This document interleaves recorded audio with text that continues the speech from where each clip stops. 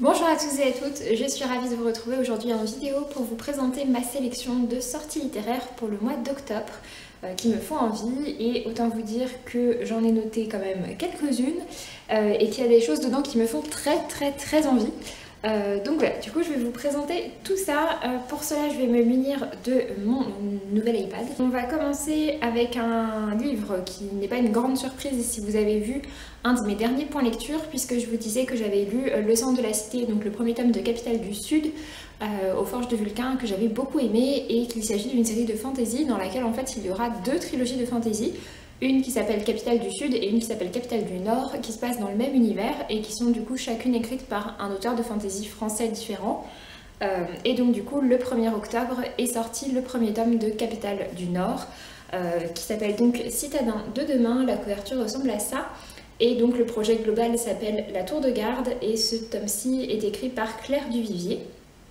Il est donc sorti le 1er octobre, et vu que j'ai adoré le premier tome de Capitale du Sud, vous pouvez être sûr que je vais finir par découvrir ce tome-ci également. Ensuite, en date du 6, il y avait les sorties du mois aux éditions du Chat Noir. Il y en avait 3.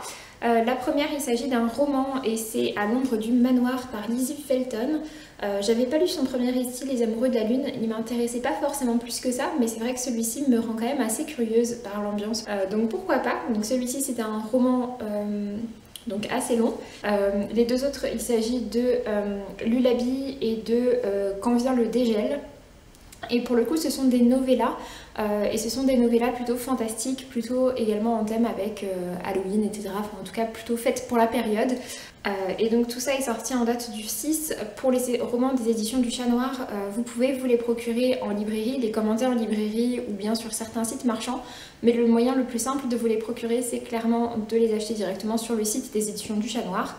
D'autant plus que les frais de port sont, alors je sais plus si c'est à 10 centimes ou à 1 centime, enfin en tout cas voilà, les frais de port sont vraiment pas chers du tout sur le site des éditions du Chat Noir. Donc je peux que vous encourager à aller directement sur leur site.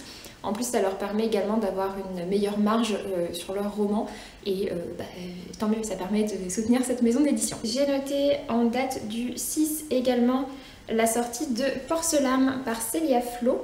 Alors je sais pas si c'est un premier tome ou si c'est le sous-titre, c'est La Voix du Kirin. C'est aux éditions Bayard, et on est sur un récit plutôt, je crois, de fantasy, en tout cas un récit qui est inspiré de mythologie asiatique.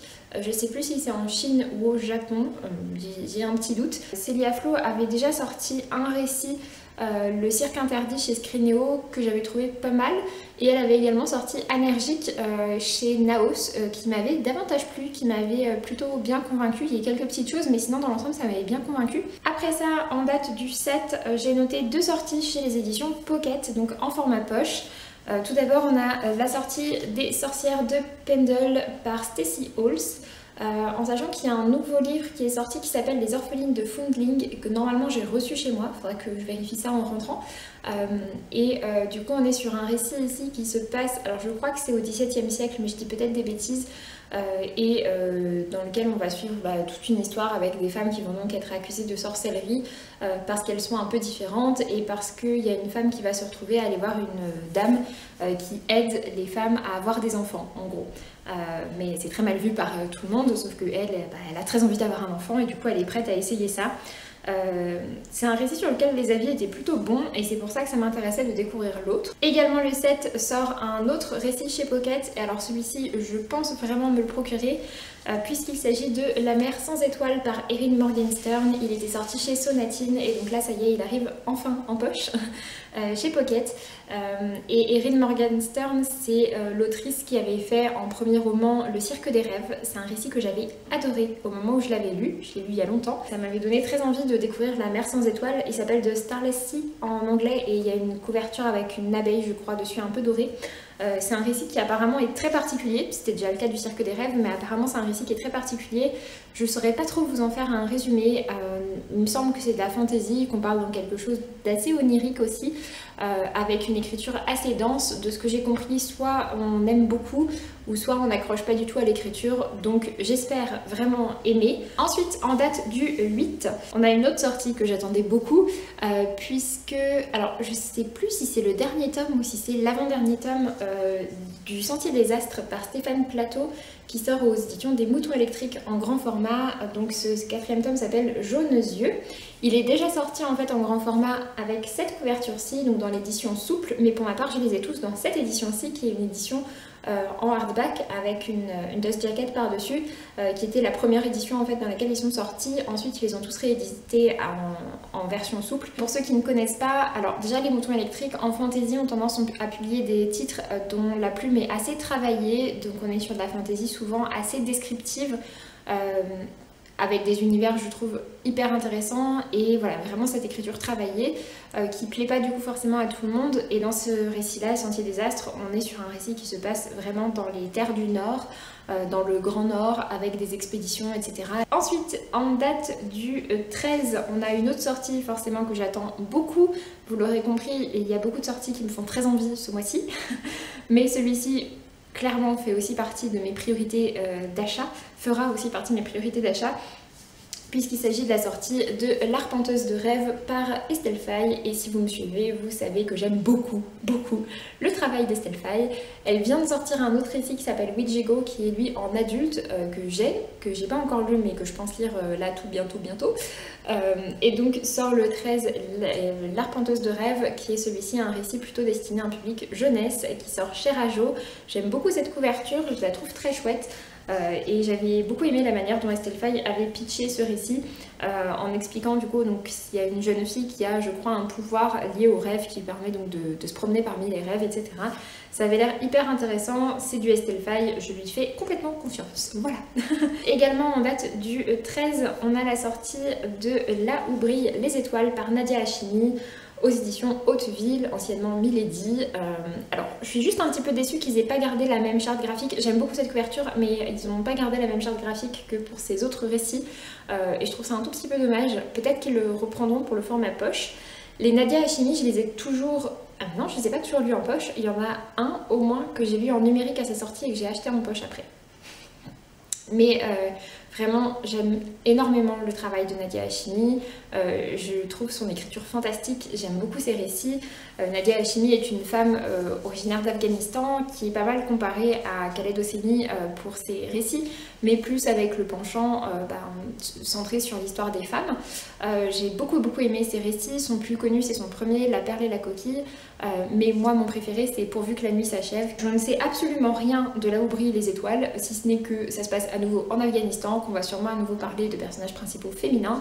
Et j'en veux pas plus, je ne veux pas en savoir plus. Toujours le 13, on a la sortie de La Cité des Brumes oubliées par Sachiko Kashiwaba. Ça sort aux éditions Inis. Les éditions Inis, ce sont déjà eux qui ont sorti Le Château de Hurle, qui ont inspiré donc certains films des studios Ghibli. Et en fait, donc ici, La Cité des Brumes oubliées, c'est pas le scénario, mais c'est un récit qui a inspiré le voyage de Chihiro d'Hayao Miyazaki. J'aime énormément le voyage de Chihiro, c'est l'un de mes préférés, si ce n'est mon préféré. Et voilà, du coup là c'est le vrai récit de base japonais qui a inspiré cette histoire, qui a inspiré cet univers. Et du coup je suis assez curieuse de voir ça. Par contre il est assez court. Ensuite en date du 14, j'ai noté deux sorties. Tout d'abord on a la sortie du tome 2 de L'éveil des sorcières par Cordelia. Le tome 2 s'appelle Le secret de Maëlys, donc c'est aux éditions Scrinéo. J'avais déjà lu et beaucoup aimé le premier tome. J'ai probablement déjà reçu ce tome 2, il m'attend probablement gentiment chez moi. Mais pareil, il faudra que je vérifie ça en rentrant. Le tome 3 est déjà prévu pour janvier-février, le tout début de l'année 2022, en sachant que c'est une trilogie, donc voilà, la série sera assez vite complète. Et on est sur un récit jeunesse dans lequel on a des adolescents qui vont dans un collège et certains vont se rendre compte qu'ils ont des pouvoirs magiques, et on a un peu dans cette dynamique des sorcières qui se cachent et qui apprennent leur magie, etc. On a la sortie de Boy Queen par George Lester, ça sort aux éditions Hugo Newway. Et du coup on va avoir l'histoire d'un jeune homme qui se sent pas très bien dans sa peau jusqu'au jour où il va découvrir en fait l'univers du drag queen et qui va s'y intéresser et en faire partie. Et le moment où ça va, enfin voilà, on nous dit que ça va vraiment finalement le libérer et le faire s'apprendre à s'aimer aussi.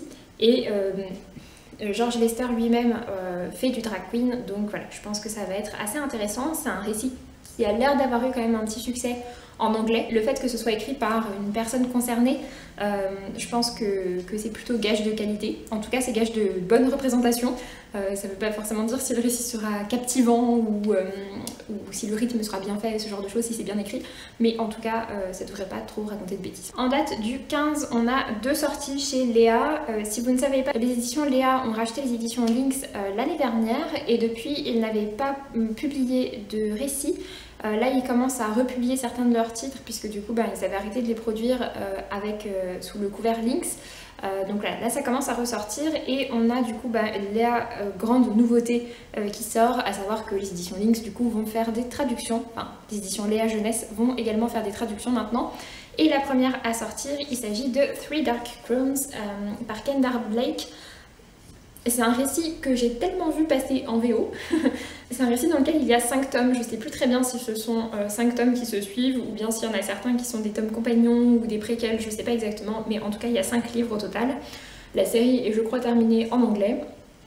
Et ça fait tellement longtemps que j'entends parler de cette série de fantasy dans laquelle on a 3 princesses qui vont devoir en gros s'entretuer pour décider laquelle va rester sur le trône. Voilà, ça fait tellement longtemps que j'entends parler que je désespérais complètement de la voir un jour traduite. Et du coup j'étais très contente de voir que finalement ça allait arriver en français. Et puis le même jour, cette fois-ci chez Léa dans leur collection adulte, on a la sortie de L'ombre du savoir perdu par James Islington. Ici aussi on est sur une grosse série de fantasy apparemment très connue, que pour le coup je ne connaissais pas. C'est une série qui est terminée, je sais plus en combien de tomes elle est terminée, mais voilà, ça sort aussi le 15. J'avais regardé un petit peu de quoi ça parlait, mais bien sûr j'ai oublié. Ça a peut-être un petit peu bougé. Je reprends en date du coup du 14. On a également la sortie du nouveau roman de Floriane Soulas qui avait écrit donc Rouille et puis Les Noces de la Renarde chez Scrinéo. Cette fois-ci elle revient à nouveau chez Scrinéo mais dans leur nouvelle collection Scrinéo SF. Il y aura également un titre de Pierre Bordage d'ailleurs qui va sortir. Et pour le roman de Floriane Soulas, du coup il s'appelle Les Oubliés de Lama et c'est un titre qui se base sur des faits réels qui existent vraiment dans le monde spatial. À savoir, je crois que c'est autour de Jupiter, il y a en fait un amas de plein de choses qui se retrouvent par des forces physiques et qui gravitent ensemble. Et je crois du coup que Floriane est partie de là-dessus pour parler finalement d'histoires de vaisseaux, etc. qui se seraient retrouvés agglomérés sur cet endroit et pour parler de personnes qui sont du coup sur cet amas, ce qui a priori n'est pas vrai. Je trouve ça vraiment hyper intéressant, j'avais vraiment bien aimé les 2 précédents titres de Floriane. J'avais bien aimé également la présentation qu'elle avait fait de ce roman-là pendant notamment les lives du Plib. Et donc du coup normalement je l'ai également déjà reçu de la part de Scrinéo, normalement il est aussi déjà à la maison. En date du 20, on a la sortie de Cet hiver par Alice Oseman qui va sortir aux éditions Hachette. C'est une novella, donc à nouveau donc un court roman dans l'univers de Heartstopper. Je vous rappelle du coup que la série Netflix de Heartstopper, je crois qu'elle est prévue pour 2022. Alors c'est sûr en fait qu'elle est prévue pour 2022. Je crois pas pour l'instant qu'il s'est donné de date plus précise que ça. Mais voilà, donc du coup ici on va être sur une petite novella qui se passe je crois à Noël et dans laquelle on va retrouver Nick et Charlie, les 2 personnages principaux de Heartstopper. Je suis très contente qu'ils aient repris cette charte graphique qui est la charte graphique de tous les romans de Alice Oseman en VO et j'espère que c'est pour annoncer le début de pas mal de traductions. Pour ma part, Heartstopper, pour l'instant, j'ai lu que les 2 premiers tomes et je les ai beaucoup aimés. Faudrait que je continue. Mais c'est vrai que je suis vraiment très curieuse de découvrir des romans d'Alice Oseman parce qu'elle en a publié quand même pas mal en anglais qui ont à chaque fois un joli succès et finalement il y en a eu très peu en français et ceux qui sont sortis, la traduction n'était pas forcément apparemment hyper réussie.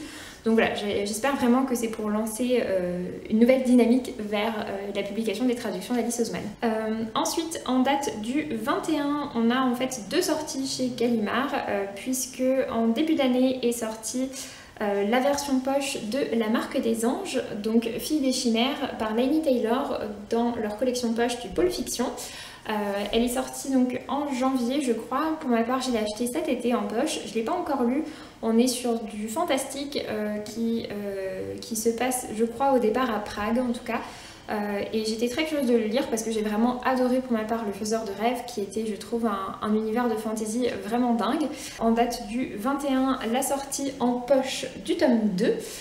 qui s'appelle Revenante. Et puis on a également la sortie en grand format, et pour le coup c'est de l'inédit puisqu'il n'était jamais sorti en grand format.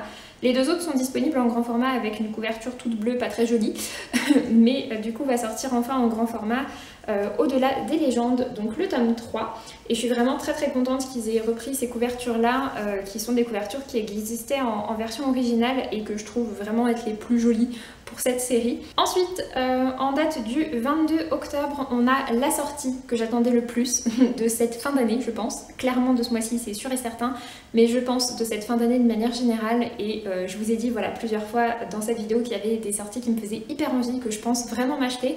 Mais si je devais en choisir une seule, ce serait celle-ci. Et du coup, il s'agit de Ordalie, donc la dernière geste, le troisième chant. Ça sort aux éditions Naos, c'est écrit par Morgan of Glencoe. Et du coup, c'est le tome 3 du récit qui s'appelle Dans l'ombre de Paris. Dans l'ombre de Paris, et ensuite le second tome, L'héritage du rail, ça a été mes plus gros coups de cœur, mes plus belles découvertes de l'année 2020. Donc forcément, j'ai hyper envie de lire ce tome 3. Je sais pas si c'est le dernier tome, je suis pas sûre, je suis pas complètement sûre, faudra voir. On est sur une série incroyable qui mélange en gros de la fantasy, du steampunk, de l'Uchronie. On a un récit pour le premier tome qui se passe à Paris avec tout un tas de créatures magiques qui vivent cachées dans les égouts de Paris. Une jeune femme d'origine japonaise qui est promise au prince français qui est une raclure et qui ne peut pas se marier avec lui et qui va du coup décider de partir rejoindre ces personnes qui sont un peu considérées comme des résistants et qui vivent du coup donc dans les égouts de Paris, qui va se lier avec pas mal de créatures différentes. C'est un récit qui parle beaucoup aussi de différence, qui parle beaucoup d'acceptation. Il y a plein de messages hyper chouettes dedans, il y a une grande diversité également. Enfin vraiment, je trouve que c'est un récit d'une excellente qualité. C'est publié chez Naos, du coup c'est la collection ado, mais pour ma part on est vraiment à la frontière entre de l'ado et de l'adulte. Je trouve que c'est assez difficile sur ce récit de catégoriser. Et d'ailleurs le premier tome, Dans l'ombre de Paris, sort également en édition spéciale à 10 € en offre découverte, en grand format. Donc vraiment je vous invite très fortement à découvrir cette série si vous ne l'avez pas compris, parce que je l'aime vraiment beaucoup et autant vous dire que j'ai hyper hâte de découvrir Ordalie. Et du coup pour terminer cette vidéo, je vais vous présenter une bande dessinée. Il s'agit d'un 5e tome, peut-être que ça vous donnera un indice. Puisque effectivement, comme chaque année, à la fin du mois d'octobre, juste avant Halloween, sort la boîte à musique. Donc cette fois-ci, le tome 5 qui s'appelle Des plumes d'aigle douce.